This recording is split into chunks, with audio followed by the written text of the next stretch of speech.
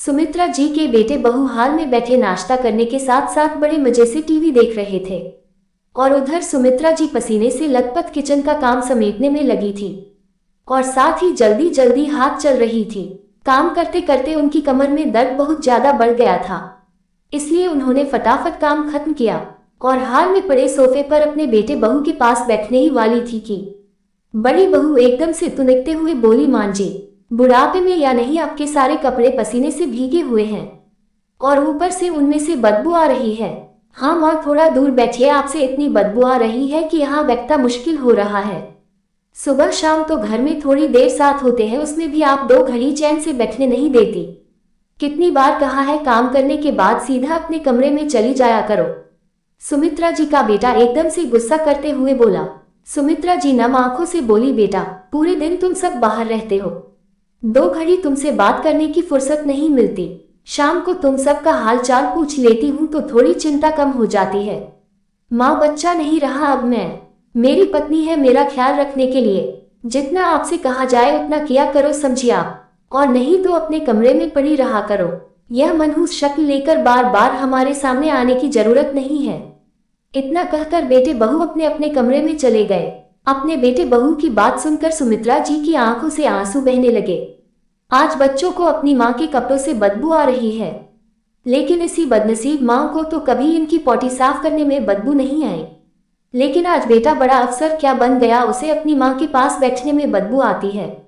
सोते सोते सुमित्रा जी अपने आंचल में मुंह छुपाकर फूट फूट कर रोने लगी और सुमित्रा जी का मन अतीत की गलियों में घूमने लगा। हमारा जीवन पानी के बुलबुले के समान है, जो कितनी देर तक बना रह जाएगा किसी को कोई अंदेशा नहीं। इसलिए जीवन में खुलकर जियो, किसी इच्छा का गला मत घोटो, उसे पूरा करने के लिए अवश्य प्रयास करो। जीवन में कब कैसा मोड़ आ जाए किसी को भी पता नहीं, इसलिए ये जो जीवन मिला है उसे अच्छे काम में लगाओ और अपने कार्यों से अपनी पहचान खुद बनाओ। सुमित्रा जी के पति रामलाल जी बड़े बैंक अधिकारी थे, 3 बेटे और 1 बेटी वाला भरा पूरा खुशहाल परिवार था। बच्चे पढ़ लिखकर नौकरी व्यवसाय में लग गए और समय के साथ उनका विवाह भी हो गया था। बस सबसे छोटी बेटी रह गई थी, क्योंकि वह अभी डॉक्टरी की पढ़ाई कर रही थी। सब कुछ बहुत अच्छा चल रहा था। रामलाल जी का रिटायर भी धीरे धीरे नजदीक आ रहा था। रामलाल जी के रिटायरमेंट के बाद क्या करना है इसकी रूपरेखा भी बना ली गई थी। छोटे बेटे का रेडीमेड कपड़ों का शोरूम था, वह अक्सर शोरूम को अकेले संभालने में परेशान हो जाता। उसी ने पिता से उसके शोरूम पर बैठने की गुजारिश की थी। पहले तो रामलाल जी राजी नहीं थे कि जीवन भर तो हमने ऑफिस संभाला है, ये बिजनेस की मुझे समझ कहाँ है, लेकिन फिर सुमित्रा जी के समझाने पर तैयार हो गए थे।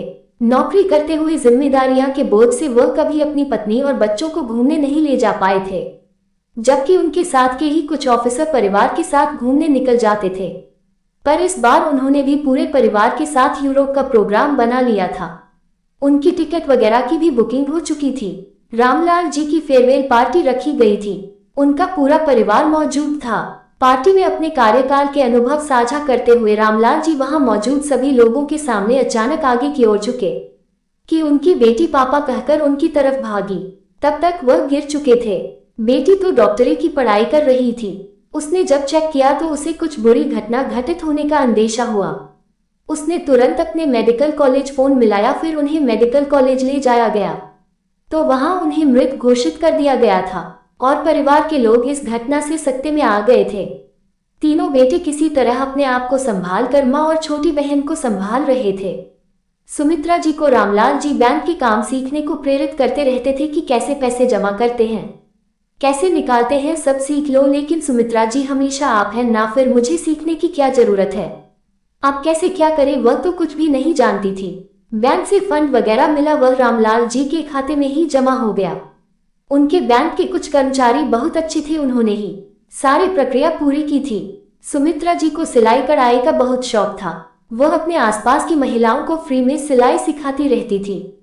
घर के एक बड़े से कमरे में कुछ मशीन खरीदकर सिलाई मशीन सिखाती रहती थी। लेकिन धीरे धीरे उनका स्वास्थ्य अब गिरता जा रहा था, इसलिए सिलाई बंद कर दी थी। बेटी की भी शादी कर दी गई। अब सुमित्रा जी थोड़ा बहुत घर के काम ही कर लेती थी। बड़ा बेटा बहू दोनों नौकरी पर जाते थे तो वह उनके घर को संभालती। उनकी बड़ी बहू सुनीता इस शहर में स्कूल की शिक्षिका थी। वह स्वभाव से बड़ी सख्त थी। साफ सफाई उसे पसंद थी। छुट्टी के दिन भी पूरे घर को अपनी देखरेख में सुमित्रा जी से साफ सफाई करवाती थी। सुमित्रा जी रोज सुबह 4 बजे उठती, बड़े बेटे का घर साफ करके रसोई में चाय बनाकर उनको दे देती। फिर जल्दी जल्दी उनके लिए नाश्ता तैयार कर देना होता था। फिर उनके बच्चों को तैयार कर स्कूल भेजना और इसी तरह अपनी दिनचर्या पूरी करती हैं। उसमें भी अगर छोटा या मंझला बेटा बहू कुछ काम बता देते तो उनकी भी चाकरी पूरी करती थी। आज जब सुमित्रा जी घर का काम निपटा कर बैठी ही थी तो उनकी पड़ोसन शकुंतला देवी उनसे चीनी मांगने आई।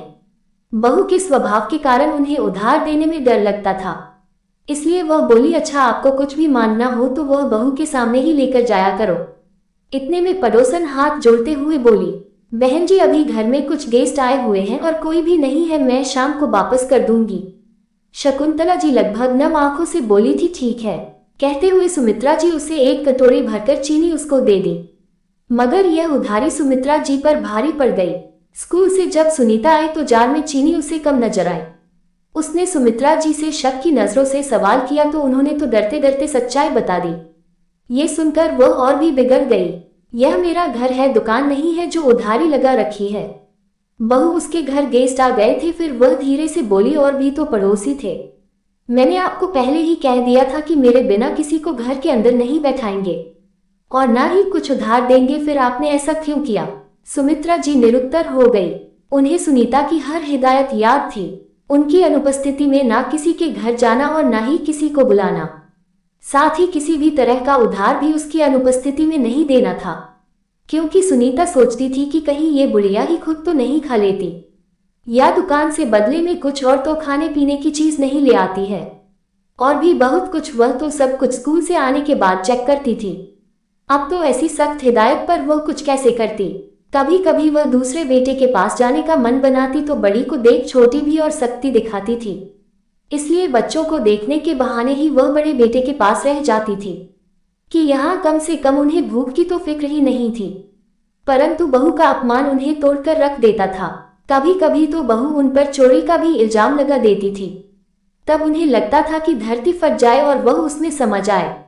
कितनी बुरी तरह से बहू उन्हें फटकारती थी और आज तो उन्होंने बैठे बिठाए मुसीबत मोल ले ली थी। लेकिन अब पड़ोसी दूसरे के काम नहीं आएगा तो फिर कौन आएगा। आज वह अपने आप को बहुत लाचार महसूस कर रही थी। 8 बजे रहे थे। मोबाइल की घंटी बजी। सुनीता ने फोन उठाया। सामने से उनकी छोटी बहन मानसी का फोन था। दीदी, मेरी नंद नदोई जी तुम्हारे घर पहुंचने वाले हैं। मेरी नंद का इंटरव्यू है, 10 मिनट में पहुंच जाएंगे। मानसी की बात सुनकर वह बहुत खुश हुई। फिर सुमित्रा जी से बोली, मानसी के नंदोई आ रहे हैं, खाना बनाने की तैयारी कीजिए। सुमित्रा जी बोली, बहू पैरों में बहुत ज्यादा दर्द हो रहा है, मुझसे अब और काम नहीं होता। पूरे दिन काम करते करते थक चुकी हूँ। अरे अगर काम नहीं होता तो फिर हमारे घर पड़े ही क्यों हो? दूसरे बेटे बहू भी तो है, वहां भी जा सकती हैं। सुमित्रा जी बहू की बात सुनकर घुटनों पर हाथ रखते हुए उठी पर रसोई में जा सब्जी बनाने लगी। तो हल्दी नहीं थी, यह बात उन्होंने सुनीता को बताई थी, मगर सुनीता भूल गई थी। अब रात को इस वक्त बाजार भी बंद हो गया होगा। वह सुनीता से बोली तो पहले तो सुनीता उन पर बिगड़ गई, लेकिन फिर बोली, किसी से मांग लाइए। सुमित्रा जी 2-3 घर गई, किसी ने भी उधार नहीं दिया। यदि आप किसी को नहीं देंगे तो आपको दूसरा फिर क्यों देगा? तो वह वापस आ गई। फिर उन्हें शकुंतला देवी की याद आई। झट से उसके घर गए। शकुंतला देवी हल्दी देती हुई बोली, मदद की जरूरत तो किसी को भी पड़ सकती है, मगर आपकी बहू पता नहीं क्यों आपको लेन देन से मना करती है। तभी सासू माँ सुमित्रा जी बोली, ऐसी बात नहीं है, दरअसल मैं ही लोगों को देकर भूल जाती हूँ, बस इसलिए बहू मुझे सुनाती है, वरना ऐसे तो सुमित्रा जी के पति उनके लिए काफी धन संपत्ति छोड़कर गए थे ताकि उन्हें भविष्य में किसी के सामने हाथ फैलाना ना पड़े। फिर भी बहुएं उनके बुढ़ापे में उनसे 4 कदम दूरी बनाए रखती थी। बढ़ती उम्र और बेटे बहू का व्यवहार देखकर सुमित्रा जी ने एक दिन अपने सभी बेटों और बहू को बुलाया और बोली, मेरी बात ध्यान से सुन लो, तुम सब लोग, मेरी अब उम्र हो गई है, ज्यादा चल फिर नहीं सकती, ना ही अब मुझसे किसी के घर के काम की देखभाल होती है। अपने घर को खुद संभालो या कोई काम वाली लगा लो। अब तक मैं तुम लोगों की सारी बातें सुनकर इसलिए चुप रही कि घर में शांति बनी रहे, लेकिन अब मुझसे और बर्दाश्त नहीं होता, इसलिए मैंने सोचा है कि मैं अपनी सारी प्रॉपर्टी गरीबों में दान कर दूंगी। तुम लोगों को बिल्कुल भी नहीं दूंगी। और अब सब दान करके किसी वृद्धाश्रम में चली जाऊंगी, और जो 12 तोला सोना मेरे पास है वह भी किसी गरीब की बिटिया की शादी में दान दे दूंगी। माँ की बातें सुनकर तीनों बेटे बहू अचंभित रह गए। सारी प्रॉपर्टी और 12 तोला सोना तीनों बेटों को सुनते ही दिन में तारे दिखने लगे। अरे कुछ नहीं तो एक एक बेटे के हिस्से में खेत का एक एक टुकड़ा ही आ जाता, जिसकी कीमत लाखों में थी, और माँ का सोना वह अलग लाखों के थे। फिर ऐसे कैसे बेटे इतनी आसानी से हाथ से जाने देते? आखिर उनके ही फायदे की बात थी। हाँ, इस सौदे में एक नुकसान था कि उन्हें अब इस बुढ़िया की सेवा पानी करनी पड़ेगी। जैसा वह बोलेंगी वैसा करना पड़ेगा। इस हैरानी भरी खबर से पहले तक तो उनके बेटे बहू को इतना भरोसा था कि यह संपत्ति माँ के मरने के बाद उनकी ही होने वाली है, इसलिए उन्होंने सुमित्रा जी की कभी अहमियत ही नहीं समझी और उन्हें अपने घर की नौकरानी बनाकर रखा था। बेटे बहुएं सोचने पर मजबूर हो गए कि वह तो अकेले भी मस्त रह सकती हैं। इतना पैसा है कि उनका आराम से गुजारा हो जाएगा। पर अब तो मामला बेटे बहू के विपरीत जा रहा था, इसलिए बिना पल भर की देरी किए छोटा बेटा रवि झट से बोल पड़ा, माँ सटिया गई हो क्या? अरे जिसके 3 बेटे बहू हो वह माँ वृद्ध आश्रम जाने की बात क्यों कर रही है? ये शोभा देता है क्या?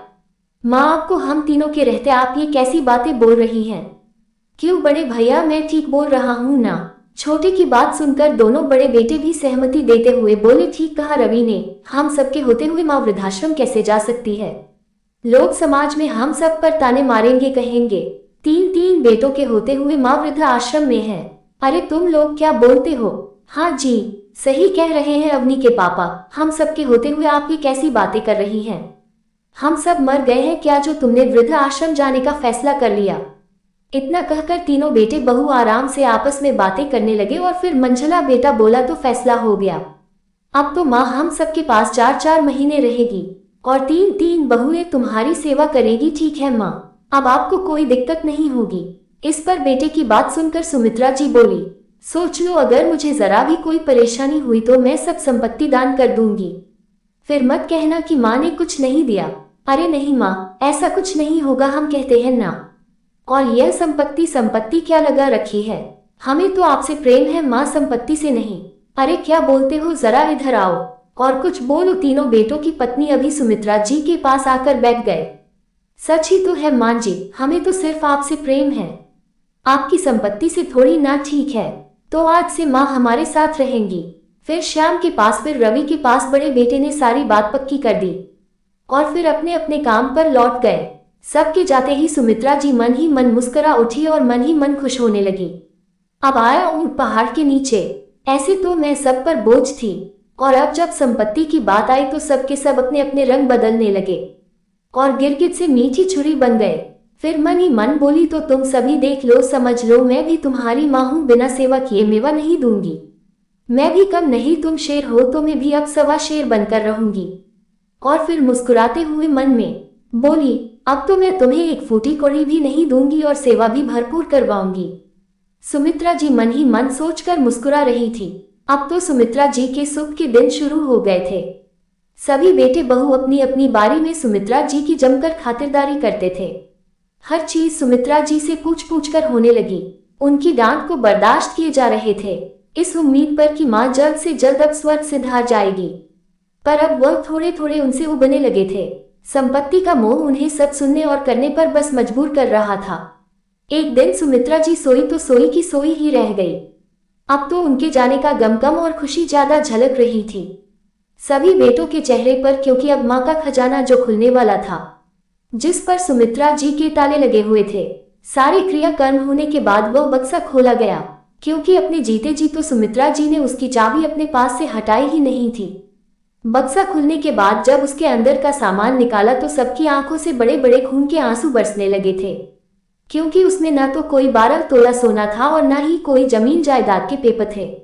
बस एक घर के कागज थे जिसने सुमित्रा जी रहती आई थी, जिसकी कीमत मुश्किल से 8 लाख होगी। ये सब देखकर वह गुस्से से अपनी मरी हुई सास को कोसने लगी। जाते जाते भी बुढ़िया चाल करके चली गई और सेवा भी करवा ली। सब कुछ तो पहले ही दूसरों पर लूटा गई थी, क्योंकि वह पहले ही अपना सब कुछ एक ट्रस्ट को दान करके चली गई थी और यह बात घर में किसी को भी पता नहीं थी। पर सुमित्रा जी को यह बात पता थी कि इन लोगों को कैसे सबक सिखाना है, और वह सिखा भी गई। अगर आपको वीडियो अच्छी लगी तो इस वीडियो को लाइक करके चैनल को सब्सक्राइब कर देना। आपका एक सब्सक्राइब मेरे लिए 1 लाख के बराबर है।